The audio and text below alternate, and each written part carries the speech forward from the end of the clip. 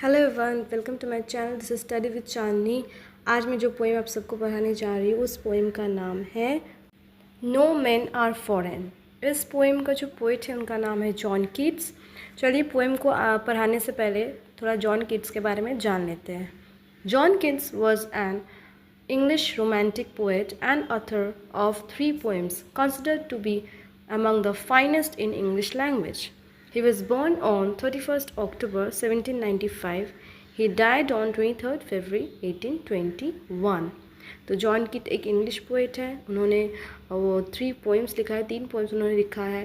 ठीक है, वो वन ऑफ द फाइनेस्ट में बताया जाता है। उनका जन्म 31 अक्टूबर को हुआ था 1795 में और उनका मृत्यु 23rd फरवरी 1821 में हुआ था। चलिए पोएम को आगे पढ़ते हैं। No man are foreign, remember no man are strange, no country is foreign, beneath all uniforms a single body breathes.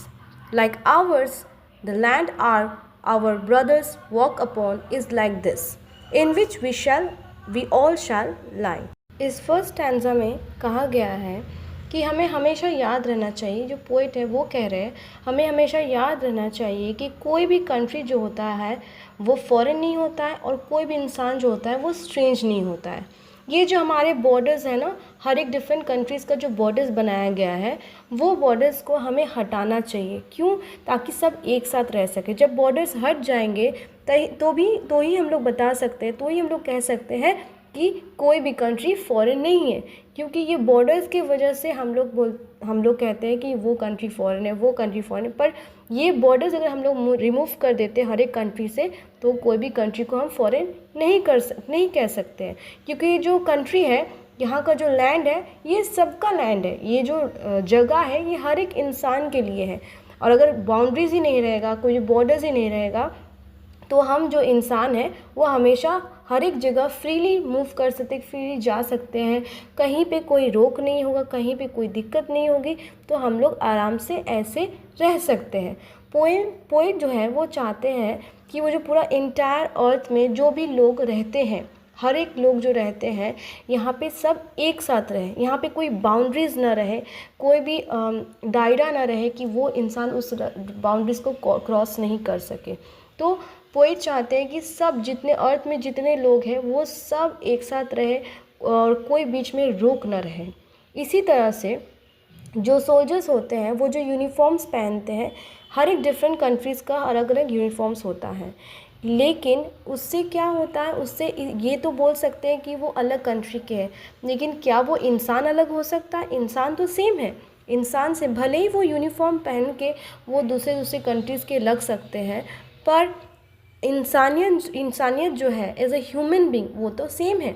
सारे ह्यूमन बींग तो सेम होते हैं क्योंकि गॉड ने हम सबको एक ही तरह का बनाया है। सिर्फ यूनिफॉर्म पहन के हम लोग को लगता है हम अलग हैं, लेकिन नहीं, हम सबको एक ही तरह बनाया है। हम लोग यहाँ तक कि ब्रीथ भी करते हैं, हर एक इंसान जो ब्रीथ करता है वो भी सेम तरीके का ब्रीथ करते हैं। किसी का कोई अलग तरीका नहीं होता है ब्रीथ करने का।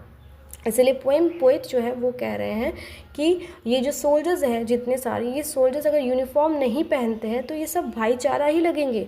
बिना यूनिफॉर्म का पहनने के बाद वो अलग अलग कंट्रीज़ का अलग अलग सोल्जर्स बन जाते हैं, पर अगर बिना यूनिफॉर्म करेंगे तो वो तो सेम ही लगेंगे। क्योंकि हम जो मदर अर्थ में है, हमारा जो मदर अर्थ है वो तो एक ही है, वो तो इतने सारे नहीं है, वो तो एक ही मदर अर्थ है जहाँ पे जब हम लोग मर जाते हैं तो हम लोग इसी अर्थ में हम लोग को दफनाया जाता है, इसी अर्थ में। तो इस तरह से पोइट कह रहा है कि हर एक इंसान को एक ही होना चाहिए। फॉरेन उसी को बोला जाता है जो अनजान है, जो कोई दूसरे लोग हैं उसे फॉरेन कहते हैं। तो पोइट चाहता है सब एक साथ रहे, एक साथ मिलजुल के रहे, भाईचारा में रहे तो ही अच्छा रहता है। They too aware of sun and air and water are fed by peaceful harvest, by war's long winter stead. Their hands are ours and the lines we read, a labor not different from our own. इस second stanza में कहा गया है, दे जो है वो refer किया गया है वो पीपल जो कि बिलोंग करता है अदर कंट्रीज से, उन्हें बताया गया है। हम उन्हें फॉरेनर्स बोलते हैं, हम उन्हें डिस्क्रिमिनेट करते हैं और उनके साथ हम लड़ाई करते हैं। सोल्जर्स जो होते हैं उनके साथ फाइट करते हैं। तो पोएट कह रहा है कि नेचर जो बाउंड्रीज नेचर में जो है हटाना है, तो ये जो बाउंड्रीज़ है वो सारे को सबको हटाना है। और ये पोइट कहना चाह रहे हैं कि जो नेचर भी है वो हमें सेम चीज़ें देती है, जैसे सबको सनलाइट ही देती है, सबको एयर देती है, सबको एक समान से वाटर देती है। तो सब कुछ जो है गॉड जो है किसी इंसान के बीच में या किसी कंट्रीज़ के बीच में डिफ्रेंशिएट नहीं किया है कि मुझे ये पीपल को ये सनलाइट देना है, वो लोगों को सनलाइट नहीं देना है। तो इस तरह से डिस्क्रिमिनेट नहीं किया है। हम हर इंसान को same amount of, equal amount of sunlight, air, water सबको मिलते हैं। तो फिर भी हम लोग क्यों करते हैं? जब गॉड हमें एक समान मानते हैं तो हम लोग जैसा इंसान क्यों डिस्क्रिमिनेट करते हैं? क्यों दूसरे लोगों को फॉरेनर्स बोलते हैं? दूसरे लोग जो होते हैं वो क्यों अनजान होते हैं? क्यों हमारे अपने नहीं होते हैं? हम लोग सब जब फार्मिंग करते हैं जो कि पीस होता है, ठीक है, जब कोई, तो ये फार्मिंग होते हैं जो होते हैं फार्मिंग करते हैं तो उस समय कितनी शांति होती है और उसमें कोई वॉर नहीं होता है, बिल्कुल रिलैक्स लाइफ जीते हैं। नेचर से जो भी मिलता है वो हम लोग खाते हैं।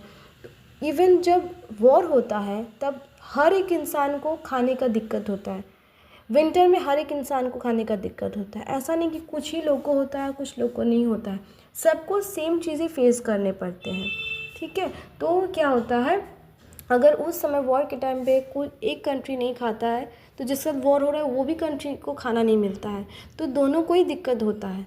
तो पोइट ऐसे कहना चाह रहे हैं कि पोइट इसलिए बोल रहे हैं कि ये जो कंट्रीज़ हैं, जो हम जिन लोग को फॉरेनर्स मानते हैं दूसरी कंट्रीज़ को, ये हमें नहीं मानना है, क्योंकि हम फेस तो हम लोग दोनों एक ही चीज़ कर रहे हैं। प्रॉब्लम्स तो हम दोनों में आ रहा है, इस बाउंड्रीज़ में भी आ रहा है, आगे बाउंड्रीज़ में भी आ रहा है, तो क्यों हम ऐसा करें? तो पोइट यही कन्वे करना चाह रहा है, पोइट ये कन्वे करना चाह रहा है कि जो डिफरेंस है ये हमारे में कोई डिफरेंस नहीं होना चाहिए कि हम दूसरे कंट्रीज़ हमारे कोई नहीं है, वो हम लोग उन लोगों के लिए कोई नहीं है। तो पोइट ये कन्वे करना चाह रहा है कि कोई there is no difference in us and the people belonging to another country. कोई भी डिफरेंस नहीं है हमारे अंदर, और ये डिफरेंस करना बंद करना होगा सबको। Remember they have eyes like ours that wake or sleep, and strength that can be won by love in every land is common life that all can recognize and understand। Third stanza में poet ये कहना चाह रहा है कि हम सब लोगों को, जो भी ये पोइम पढ़ रहे हैं, वो सबको दिमाग में ये होना चाहिए कि जो भी पीपल अलग कंट्री से है उसे हमें एनिमीज़ नहीं मानना चाहिए, उसे हमें दुश्मन नहीं मानना चाहिए, क्योंकि गॉड जो है हम सबको एक ही तरह का बनाया है। गॉड ने किसी को भेदभाव नहीं किया है, गॉड ने सबको एक तरह का बनाया है। गॉड ने सबको सेम आइज़ दिया है, सेम तरीके के सब सोते हैं, रात होने सब सोते हैं, सुबह होने से सब एक साथ उठते हैं, तो सब एक ही तरह का काम करते हैं। फिर भी क्यों हम दूसरे को एनिमीज़ माने?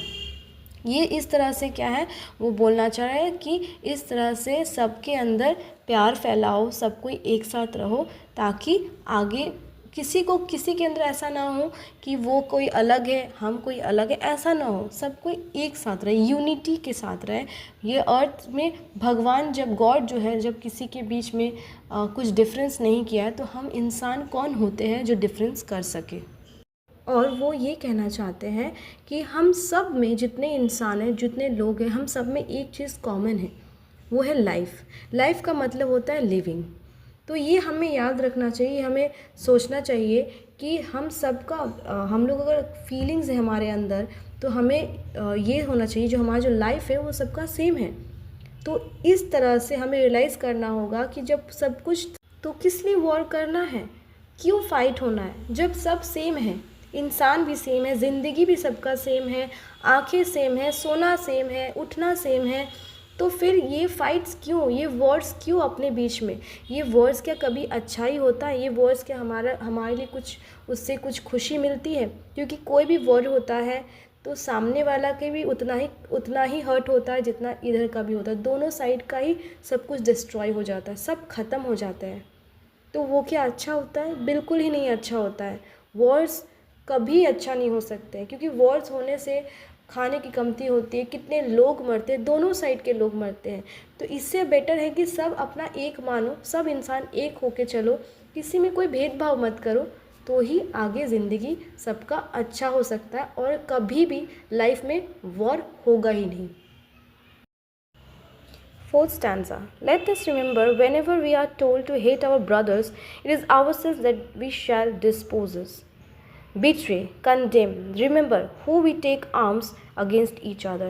इस स्टैंजा में पोइट यही कहना चाह रहा है, जब कोई भी सामने वाला इंसान तुम्हें बोलता है कि वो कंट्री हमारा दुश्मन है, उस कंट्री का अगर वो इंसान वो जो पर्सन है वो हमारा दुश्मन है, और उस समय वो हमें सोचने मजबूर करते कि सामने वाले को हम एनिमी माने, तो इसका मतलब ये है कि हम खुद को खुद चीट कर रहे हैं, हम खुद गलत नेगेटिविटी अपने अंदर ला रहे हैं सामने वाले के लिए।